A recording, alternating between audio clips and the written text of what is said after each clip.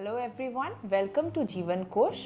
I am doctor Monalisa Bose और हम बात कर रहे हैं डेंटल रिलेटेड कोई भी क्वेरीज के बारे में। तो आज हम बात करेंगे एक बार जब दांत निकल जाता है, निकलने के बाद क्या क्या ऑप्शंस है उसको रिप्लेस करने का। जैसे हमने पहले वीडियोस में भी बताया कि एक बार जब हम एक्सट्रैक्ट कर लेते कोई भी दांत, जैसे मिसिंग टीथ होते हैं, उनका अगर नहीं रिप्लेस किया जाए तो उनके जो एडजेसेंट टीथ होते हैं वो मूव कर जाते हैं, है ना। ऊपर वाला दांत नीचे आ जाता है, उनके साइड वाला दांत भी टिप्ट कर जाता है। तो फिर वो जो दांत, जो नेचुरल दांत आपने निकाला है, उनका भी इमीडिएट रिप्लेसमेंट इक्वली इम्पॉर्टेंट है। तो मिसिंग टीथ रिप्लेस करने के काफ़ी सारे डिफरेंट तरीके हैं और काफ़ी सारे आपके बजट के ऊपर भी वो बेस होता है। जो बहुत ज़्यादा यूज़ होता है आजकल वो है ब्रिज टेक्निक। हम क्या करते हैं, आपका जो मिसिंग टूथ है उसका जो एडजेसेंट दो दांत है वो नेचुरल और हेल्दी भी हो सकते हैं। हम उनको क्राउन कटिंग करते हैं, मतलब ट्रिम करते हैं, फिर उनका इम्प्रेशन लेते हैं और उनका सपोर्ट से हम ब्रिज बनाते हैं। इस प्रोसीजर में आपका जो सराउंडिंग दो दांत है जो कि कम्प्लीटली नेचुरल एंड हेल्दी है वो कॉम्प्रोमाइज होते हैं, बट एक दांत रिप्लेस करने के लिए हमें सपोर्ट चाहिए उनका दो सराउंडिंग टूथ का, तो ये करना ज़रूरी होता है। इसको हम ब्रिज टेक्निक बोलते हैं, जो और डेंटल टर्म में एफपीडी बोलते हैं, फिक्स्ड पार्शियल डेंचर। दूसरा टेक्निक होता है जो बहुत रेयरली यूज़ होता है और ये एक टेम्परेरी टेक्निक भी आप मान सकते हो। अगर आपको जल्दी चाहिए तो क्या करते हैं हम लोग, पहले आपका जो मिसिंग टूथ है उसका हम इम्प्रेशन या माप लेते हैं, लेके हम एक डेंचर बनाते हैं जो कि सिर्फ वो मिसिंग टूथ को रिप्लेस करता है। इस पे आपका सराउंडिंग कोई भी नेचुरल टूथ हम ट्रिम नहीं करते, बस वो डेंचर जो है वो रिमूवेबल होता है।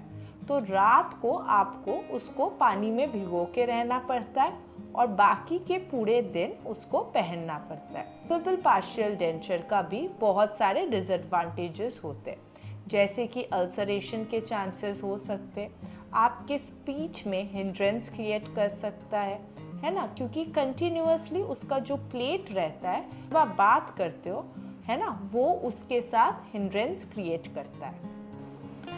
तीसरा जो टेक्निक है जो आजकल बहुत ही कॉमनली चल रहा है वो है डेंटल इम्प्लांट्स। आपने भी सोचा होगा कि आपका जो दांत मिसिंग है उस पे हम डेंटल इम्प्लांट्स लगाएं। तो क्या होता है ये dental implants? Basically dental implant में हम टाइटेनियम स्क्रू यूज़ करते हैं।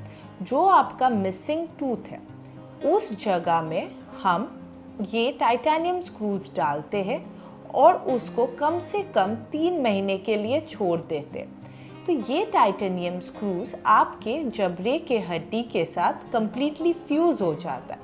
जब वो कंप्लीटली फ्यूज़ एंड स्ट्रॉन्ग हो जाता है तब हम उसके ऊपर क्राउन डालते हैं। ये प्रोसीजर में आपको थोड़ा सिटिंग्स की ज़रूरत पड़ती है, बट इस पे कोई भी आपका नेचुरल दांत या सराउंडिंग टीथ ट्रिम नहीं होता, कॉम्प्रोमाइज़ नहीं होता। बट आपको डेंटल इम्प्लांट्स जब डाला जाए उसके बाद आपका ओरल हाइजीन सब चीज़ मेंटेन करना होता है। अगर आप आपके ओरल हाइजीन प्रॉपर्ली मेंटेन नहीं करोगे या आप अगर क्रॉनिक स्मोकिंग करोगे तो डेंटल इम्प्लांट्स फेलियर चांसेस भी रहते हैं। तो जो भी लगाओ आप, चाहे डेंटल ब्रिज लगाओ या आरपीडी लगाओ या डेंटल इम्प्लांट्स लगाओ, पहले अपने डेंटिस्ट के साथ बैठ के प्रॉपर्ली प्लान करना आपके लिए कौन सा बेस्ट है, उस हिसाब से ही लगाना ज़रूरी होता है। कुछ डेंटल इम्प्लांट्स आजकल इमीडिएट लोडिंग के साथ भी आ जाते हैं। अगर आप डेंटल इम्प्लांट्स के बारे में भी सोच रहे हैं तो पहले अपने डेंटिस्ट के पास जाइए, प्रॉपर्ली प्लान कीजिए। जो भी एक्सरेज ज़रूरत होती है डेंटल इम्प्लांट और उनका बोन हाइट देखने के लिए, सराउंडिंग एनाटॉमिक स्ट्रक्चर्स देखने के लिए, जैसे कि ऊपर में हमारे साइनस होते हैं, नीचे में हमारे नर्व होते हैं, वो सारा चीज़ देख के ही डेंटल इम्प्लांट्स प्लान किया जाता है।